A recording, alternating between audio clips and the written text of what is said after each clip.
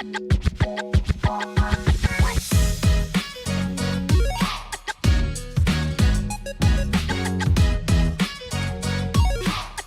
up, Tile friends? Happy Hump Day. Hope everybody's having a great day.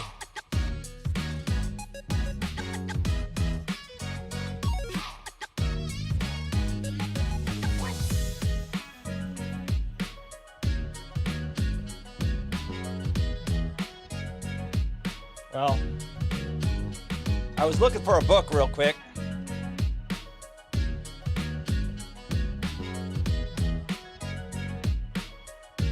All right, I'm back. Apologize about that. All right, happy Hump Day. We got another Hump Day Financials. Hope everybody's having a good week and everything's going smooth in your business and in your life. Real quick, shout out to Performance Financial LLC. If you're in need of a bookkeeper or an accountant, reach out to my man Drake. I never get used to that. Reach out to Drake over at Performance Financial LLC. He's in the Facebook group. We had an interview this week, actually on Tuesday. If you want to hear more from him, we had a mid-year gut check. So he kind of brought some awareness on some of the numbers that you should really be thinking about. You know, right around September, really. You know, maybe last month even. But here we are in September, and I hope you're paying attention and kind of planning for the end of the year, the start of the new year, tax season, and all that good stuff. All right, Tile friends. So last week, or actually I think it might have been 2 weeks ago, I put out a Hump Day Financials. Maybe perhaps you saw it, and I gave some formulas for calculating your price. And I talked about, you know, how to really, there's a lot of good math in there, a lot of good information on, you know, how to come up with the price that you should charge for a consistent return on, you know, not a return, but a consistent trackable percentage for your net profit, your gross profit, all that good stuff. So we went over some terminology and we went over kind of the fundamentals of the math. After I recorded that, you know, it didn't sit right with me. In other words, I was kind of second guessing, you know, putting that video out. The numbers I ran were illustrations. You know, that wasn't based on your numbers. That wasn't based on my numbers. In fact, what it was based on was, you know, this book, Markup and Profit, Revisited by Michael C. Stone. And if you don't have this book, you know, it's definitely a contractor's Bible that I've had and has saved my butt for years to allow me to know my numbers. I bought that book about, you know, 5, 6, 7 years ago when I was really struggling to understand, you know, how to get a consistent profit percentage and kind of how to predict, you know, your profit at the end of the year and things of that nature, and come up with a pricing structure that works for your specific needs, your specific business. And that's why I say when we were going over those numbers, you know, it's always a touchy thing because everybody's business is different. Everybody's overhead is different. Everybody's, you know, goals and dreams are different, and everybody's where they want to fall in the where you want your business to land, as far as, do you want to be competitively priced? Are you a commercial installer? Do you have goals to have 24, 36 employees? Or are you going to be small for, you know, as long as you can, or basically the rest of your career really is one of your goals? These are all considerations that go into coming up with your specific price. And don't let anybody tell you your price. And so that's really what this video is all about. I kind of wanted to give you more information on the, not so much the hard numbers. You know, we went over that already. The math is sound. The math is sound. It's there. I will say, though, that the math that I used was showing a 10% net profit. And I even said in the video, that's a healthy profit percentage. And it is. It is if you're a larger business, if you want to do $500,000, $1 million, $2 million, $5 million a year, you can understand how 10% of those kind of numbers are going to add up. But what about the contractors who are going to do $250,000 as a 2-man, 3-man operation for the foreseeable future? Perhaps you don't have any employees and you're doing about $200,000, $150,000, $200,000 a year, because it's just you. Is 10% a healthy profit?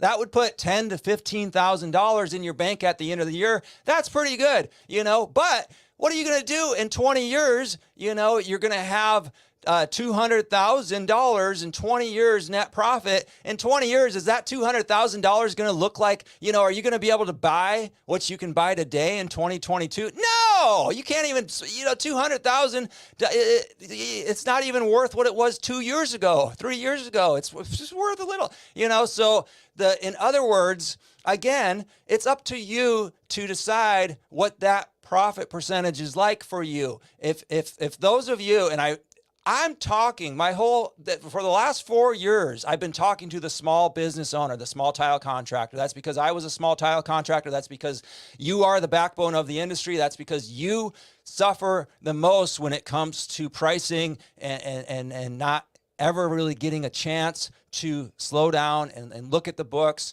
And you spend the least amount of time on the books in the office. And so that's who I'm talking to, and people over the years will ask me, why don't you talk about commercial more? Why don't you talk about this more? Well, in commercial, we have these margins, Luke. You're so crazy. I've even had tile manufacturers tell me, you're crazy, man. These numbers you're putting out there, those square foot prices, they don't jive with our numbers. Well, yeah, that's because you're selling tile to the largest contractors in the United States who put thousands of square feet down, straightaways on a wall or on a floor. And yeah, it's a different business. And so once again, I believe that 99% of the audience that listens to Tile Money is that small business owner doing less than $500,000 a year. I have been pleasantly surprised at some of the larger contractors who tune in and tell me that they're benefiting from the information as well. But when it comes to you smaller contractors, you have to think about the long term. You have to really think, are these numbers, is this 10%? I don't care if Michael Stone says 10% is healthy. First of all, he wrote that book, and the way I read it and the way I reread it and the way I reread it was for the contractor who's going to start out doing $500,000 a year. The next year they're going to do $750,000. The next year they're going to do $1.25, and they're going to work their way up and to be doing several million a year. He didn't have, in my opinion, he didn't have the small tile contractor who's really an artist and only going to do $250,000, $350,000, $500,000 a year because they really they don't want employees. And so many of you fit into that category. I'm talking to you. And so how do you know if you should double your prices? How do you know if you should be the highest tile contractor in your area? And don't let anybody tell you different. We get people all the time. I get people all the time saying, Luke, you gotta price competitively. I had a guy yesterday tell me, Luke, the best you're giving crap advice. You're going to hurt a lot of people. And then you know what he went on to say? He went on to say, my advice is everybody just needs to add personnel. Well, what if I don't want to add personnel?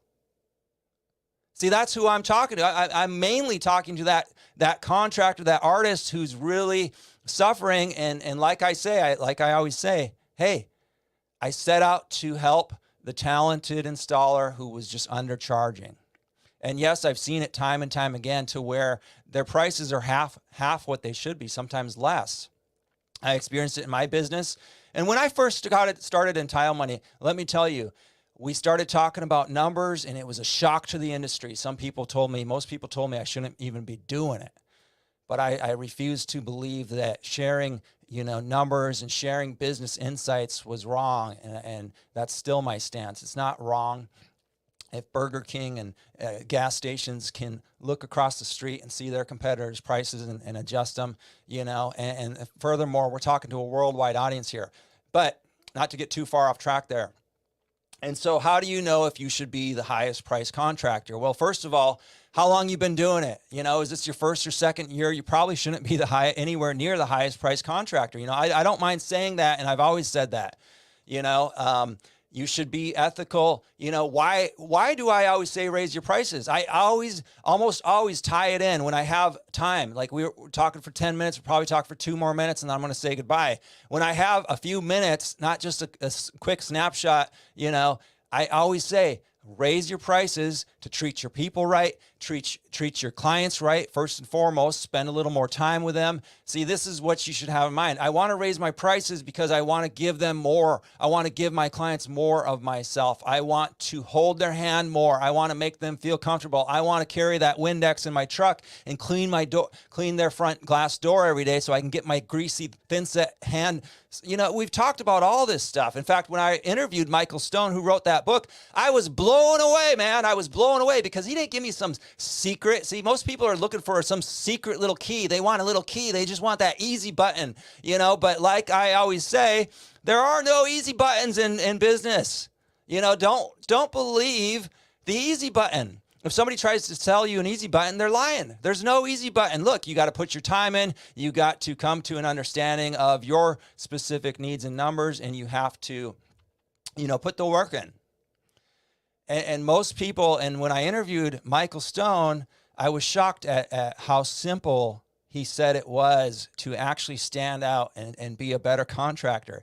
Pick up your phone. I mean, these are the basic things. If you go listen to those 2 interviews a couple years ago we did, I think in 2020, you will notice that he talks about the very basic things. And he says, Luke, you do these basic things. You treat your clients right. You give them a gift when you're done. You remind them that you're in business. You can be one of the higher priced contractors just by doing the simple things. Contractors don't answer the phone in 2022. Contractors weren't answering their phone in 2017 and 2018 because we were all so busy. And I had one client after another thank me for just answering my phone, and they were blown away. It's the simple things that mean the most. And that's, that's why you should raise your prices, because you want to do more of the simple things. You want to slow down. Maybe you don't want to grow. Maybe you're going to be small. Maybe you're going to be that one man or one woman show for as long as you can, potentially the rest of your career. You have to look at things a whole lot different than the guy who's going to put 12, 24 men and women on the books installing tile for him or her.